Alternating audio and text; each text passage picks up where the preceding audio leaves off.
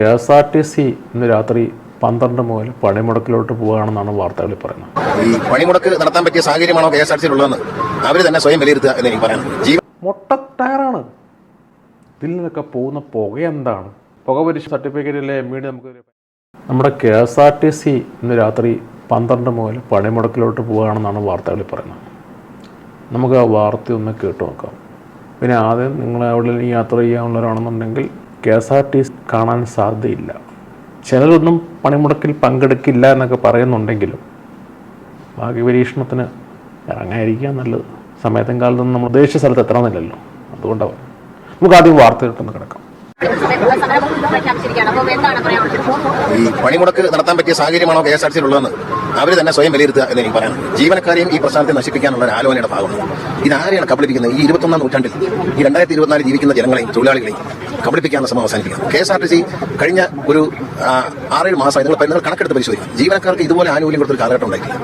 പിന്നെ പെട്ടെന്ന് വന്നിട്ട് എല്ലാവർക്കും 1-ാം തീയതി ശമ്പളം കൊടുക്കും. 1-ാം തീയതി ശമ്പളം കൊടുക്കും എന്ന് ഞാൻ പറയുന്നില്ല, കഴിഞ്ഞ മാസം പറഞ്ഞില്ല. അതിന് ഇവർ സമരം ചെയ്യേണ്ടി വരുന്നു. എന്തിനാണ് തൊഴിലാളികളെ എഴുതിയിരിക്കുന്നത് എനിക്ക് മനസ്സിലാവുന്നില്ല. പണിമുടക്കിൽ പങ്കെടുക്കരുതെന്നാണ് എല്ലാ ജീവനക്കാരോടും എനിക്ക് പറയാനുള്ളത്. പണിമുടക്ക് ദോഷം ചെയ്യുന്നത് സർക്കാരിനോ എനിക്കോ ഒന്നുമല്ല, KSRTCയും അവിടെ ജോലി ചെയ്യുന്ന സാധാരണക്കാരായ ജീവനക്കാർക്ക് തന്നെയാണ്. നമ്മളെ തന്നെ നശിപ്പിക്കുന്ന പരിപാടികൾക്ക് ആരോടും കൂട്ടിക്കാൻ പറ്റും. എന്ത് രാഷ്ട്രീയമാണ് ശരിയാണ്. ജീവനക്കാരെ മറന്നു രാഷ്ട്രീയമൊക്കെ മറന്നു വയ്ക്കുക. KSRTC ആത്മാർത്ഥയുടെ ജോലി ചെയ്യുക. ജോലി ചെയ്തതുകൊണ്ട് നിങ്ങൾ കൃത്യമായി നിങ്ങളുടെ ഡ്യൂട്ടി ചെയ്തതുകൊണ്ട് KSRTC അതിന്റെ വരുമാനം വർദ്ധിക്കും. KSRTCയുടെ ചെലവ് ഞാൻ കുറയ്ക്കും. എല്ലാ തരത്തിലും ചെലവ് കുറയ്ക്കും. പരമാവധി KSRTC ചെലവ് കുറയ്ക്കും. ചെലവ് കുറച്ചുകൊണ്ട് KSRTC കിട്ടുന്ന എല്ലാ ഇതുവരെ ഈ ഒരു വർഷത്തിനകത്ത് വന്ന എല്ലാ സാമ്പത്തിക നേട്ടങ്ങളും ജീവനക്കാർ കൈമാറിയത്. പുതിയ വണ്ടി പോലും വാങ്ങിച്ചില്ല. ആലോചിക്കണം.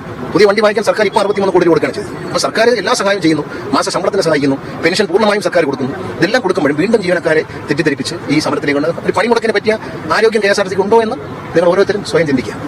നമുക്ക് രക്ഷപ്പെടാനുള്ള 18 മാസങ്ങളായി 2-3 പീസായിട്ടാണ് ശമ്പളം കൊടുക്കുന്നത്. അത് ഒരുമിച്ച് കിട്ടാൻ തുടങ്ങി. അത് കിട്ടാൻ തുടങ്ങുന്നില്ലെന്ന് ഇന്ന് രാവിലെ 10 മണിക്ക് ഒരുമിച്ച് ശമ്പളം കൊടുക്കുന്നു പറഞ്ഞു. ഇതേ സംഘടന ആ ദിവസം രാവിലെ പ്രകടനം നടത്തി. 10 മണിക്ക് ശമ്പളം കൊടുക്കുന്നു പറഞ്ഞു. ബാങ്ക് ഓപ്പൺ ചെയ്ത് ബാങ്ക് ട്രാൻസ്ഫർ ചെയ്തുകൊണ്ടിരിക്കുമ്പോൾ തന്നെ 10 മണിക്ക് 11 മണിക്ക് സമരം നടത്തി. ഉറപ്പൊന്നും അവരുടെ ഉറപ്പൊന്നും പറഞ്ഞിട്ടില്ല. ഒരു ഉറപ്പും ആരും പറഞ്ഞിട്ടില്ല. ഒരുമിച്ച് ശമ്പളം കൊടുക്കാൻ തീരുമാനിച്ചത് ബഹുമാനപ്പെട്ട മുഖ്യമന്ത്രി എന്നോട് മന്ത്രിസ്ഥാനം ചുമതലയേറ്റപ്പോൾ അദ്ദേഹം എന്നെ നിർദ്ദേശിച്ചു നമുക്ക് ഒരുമിച്ച് ശമ്പളം കൊടുക്കണം. 1-ാം തീയതി കൊടുക്കാൻ പറ്റും. 1-ാം തീയതി കൊടുക്കണം. അതിന് ഗണേഷ് കുമാർ എന്താണെന്ന് വെച്ചാൽ ചെയ്തോളൂ. ഞാൻ CM-ന്റെ പിന്തുണ ഉണ്ടെങ്കിൽ നമുക്ക് ചെയ്യാമെന്ന് പറഞ്ഞു. അദ്ദേഹം പരിപൂർണ്ണമായ പിന്തുണ തന്നു. ഞാൻ 1-ാം തീയതി ശമ്പളം ആദ്യത്തെ ശമ്പളം 15-ാം തീയതി കിട്ടും. അടുത്ത മാസം 10-ാം തീയതി കിട്ടും. അതിൽ നിന്ന് മാറി ഒരു 15-ാം തീയതി 16-ാം തീയതി ഒരുമിച്ച് ശമ്പളം കിട്ടുന്നത് നല്ലതല്ലേ? പിന്നെ ഏതാണ് സാധിച്ചു കൊടുക്കാത്ത കാര്യം? അവർ ആവശ്യപ്പെടുന്ന ഒരു 10-150 പേരെ സ്ഥലം മാറ്റം ചോദിച്ചിട്ടുണ്ട്. അത് കൊടുക്കാൻ ബുദ്ധിമുട്ടാണ്. അതല്ലാതെ ഇവരാരും ഒന്നും ചോദിച്ചിട്ടില്ല. ഈ സംഘടന ഒരു ചോദ്യം ചോദിച്ചില്ല. അവരുടെ കുറെ നേതാക്കന്മാർക്ക് ഒരു 10-150 പേർക്ക് സ്ഥലം മാറ്റം കൊടുക്കാൻ പറഞ്ഞാൽ അത് പറ്റില്ല. ഇനി വേക്കൻസി ഉള്ള സ്ഥലത്തേക്ക് സ്ഥലം മാറ്റും. കാരണം മന്ത്രി പറഞ്ഞെന്ന് പറഞ്ഞ് ഓരോരുത്തർ സ്ഥലം മാറ്റും. ഒരു ഉദാഹരണം, ഒരു പമ്പ് ഓപ്പറേറ്റർ പോസ്റ്റ് മന്ത്രി പറഞ്ഞ് 3 പേരോടെ പോയിരിക്കാം. അങ്ങനെ ഇനി KSRTC ഇല്ല. ഇവിടെ ഇതിൽ ഡ്രൈവറുടെ ഒഴിവുണ്ടോ?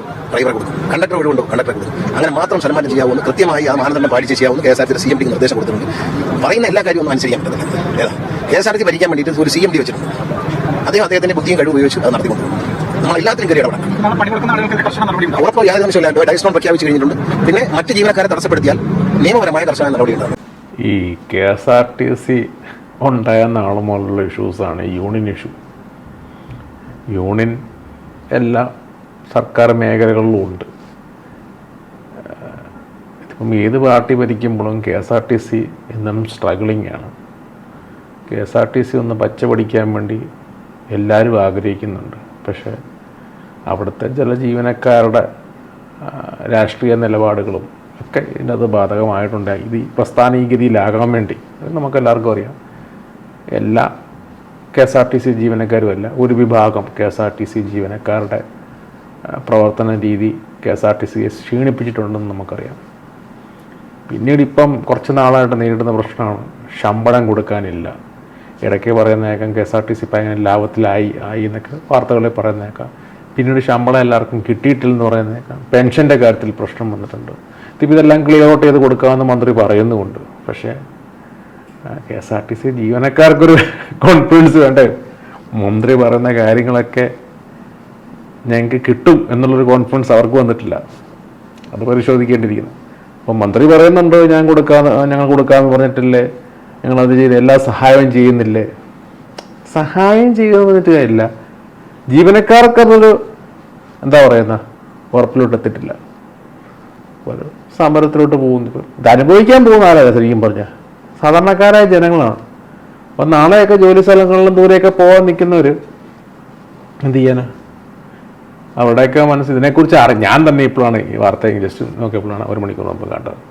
അപ്പോൾ അറിയാത്തവർ ചിലപ്പോൾ നാളെ രാവിലെയൊക്കെ പോകാൻ വേണ്ടി എവിടെയൊക്കെ ദൂരെ പോകാൻ വേണ്ടിയൊക്കെയുള്ള സാധാരണക്കാരിൽ എല്ലാവരുടെയും വണ്ടിയൊന്നും ഇല്ലല്ലോ. KSRTC ഈ ഇടയ്ക്ക് എന്തുമാത്രം ആക്സിഡൻസ് ഉണ്ടായത്. ആ ആക്സിഡൻസിനത് ശ്രദ്ധിച്ച് കഴിയാം. പല KSRTC ബസ്സിൻ്റെയും ടയറുകൾ മുട്ടയാണ്. ഈ മുട്ടയായ ടയർ വെച്ചുകൊണ്ടാണ് ഇവർ ഇത് ദൂരത്തോട്ടുള്ള യാത്ര. അപ്പം ഈ ടയറൊക്കെ വെച്ച് എങ്ങനെയാണ് വാഹനങ്ങൾ, ഞാൻ പലപ്പോഴും കണ്ടില്ല അപകടപ്പെട്ട് കിടക്കുന്ന കേസാണ്. നിങ്ങൾ ശ്രദ്ധിച്ചാൽ മതി, മുട്ട ടയറാണ്. ഇതിൽ നിന്നൊക്കെ പോകുന്ന പുക എന്താണ്? പുക പരിശ സർട്ടിഫിക്കറ്റിലെ MVD നമുക്ക് ഫൈൻ ചെയ്യും. അതുപോലെ തന്നെ വണ്ടിയുടെ ഇൻഷുറൻസിൽ നമുക്കെതിരെ ഫൈൻ ചെയ്യും. പല KSRTC ബസ്സിനും ഇൻഷുറൻസ് ഉണ്ടോ എന്ന് പരിശോധിക്കേണ്ടി വരും.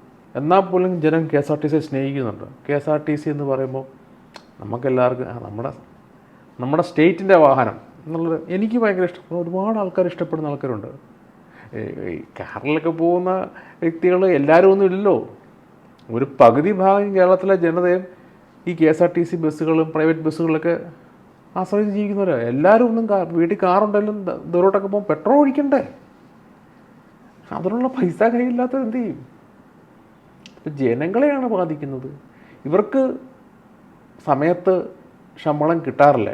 ഇപ്പം കിട്ടുന്നുണ്ടോ, ഇപ്പം റീസെൻ്റ്ലി ഉണ്ടോ എന്ന് എനിക്കറിയത്തില്ല. 2-3 മാസം മുമ്പ് വരെ, ഒരു 4-5 മാസം മുമ്പ് വരെ ഈ അവസ്ഥ KSRTC സ്റ്റാഫൊക്കെ നല്ല കലിപ്പില്ല. പലപ്പോഴും നമ്മൾ ചോദിക്കുമ്പോഴും പറയുമ്പോഴൊക്കെ അവരുടെ മുഖം ശമ്പളം കിട്ടാത്തതിൻ്റെ ആയിരിക്കും ഒരു പക്ഷേ. ഒരിടയ്ക്ക് മന്ത്രി പറഞ്ഞു ഇവിടെ രാത്രി സമയങ്ങളിലൊക്കെ എവിടെ വേണം നിർത്താം. ചങ്ങനാശ്ശേരി ബസ്സിൽ കയറി, അന്ന് ചങ്ങനാശ്ശേരിയിൽ നിന്ന് കോട്ടയം കോടിമത ആറായപ്പം ഞാൻ പറഞ്ഞു എന്നെ ഇവിടെ നിന്ന് ഇറക്കാൻ പറ്റും, സ്റ്റോപ്പ് ഉണ്ടോ, അല്ലെന്നെ അപ്പുറത്ത് ഉണ്ടോയെന്ന് ചോദിച്ചോ. അയാളങ്ങ് വല്ലാതെ കിടന്നുണ്ടോ കളിയാക്കുന്ന പോലെ. അപ്പോൾ എനിക്ക് മനസ്സിലായി ശമ്പളം ഇല്ലാത്തതിൻ്റെ ആയിരിക്കും അവരുടെ കലിപ്പ്. ശമ്പളം ഇല്ലാതെ നിനക്കൊക്കെ വേണ്ടി സർവീസ് ചെയ്യുന്നില്ലെന്നായിരിക്കും അയാൾ ചിന്തിക്കുന്നത്. കുറ്റം പറയുന്നില്ല, കാരണം നമുക്കറിയാം ശമ്പളത്തിൻ്റെ കാര്യത്തിൽ പ്രശ്നമുണ്ട്, പെൻഷൻ്റെ കാര്യത്തിൽ വരെ പ്രശ്നമുണ്ടെന്നാണ് കേട്ടിരിക്കുന്നത്. ഇപ്പോൾ എല്ലാവരും ഒന്നും ഞാനല്ലേ സാമ്പത്തികമായിട്ട് അത്ര കംഫർട്ടായിരിക്കില്ല. ചിലപ്പോൾ ഒരു വ്യക്തിയുടെ ശമ്പളത്തിലായിരിക്കും ആ വീട് പോകുന്നത്. അപ്പോൾ അവർക്ക് ആ പൈസ സമയത്ത് കിട്ടാൻ വരുമ്പോൾ ഉണ്ടാകുന്ന ഭയങ്കരമാണ്. ഇപ്പം പുള്ളി സമയത്ത് ശമ്പളം കൊടുക്കും, മാസം 16-ാം തീയതിക്കും, ഇതൊക്കെ പറയുമ്പോഴും ഈ സ്റ്റാഫിനത് വിശ്വസിക്കാൻ പറ്റുന്നില്ല. അങ്ങനെ വിശ്വസിക്കാവുന്നൊരു സാഹചര്യമല്ല നാട്ടിലിപ്പം നടന്നു പോകുന്നത്. അതുകൊണ്ട് അവർക്കത് വിശ്വസിക്കാൻ പറ്റുന്നില്ല. അവരെ കുറ്റം പറഞ്ഞിട്ട് കാര്യമില്ല. വീഡിയോ ഇഷ്ടപ്പെട്ടെങ്കിൽ ലൈക്ക് ചെയ്യുക, ഷെയർ ചെയ്യുക, സബ്സ്ക്രൈബ് ചെയ്യുക. Okay, by.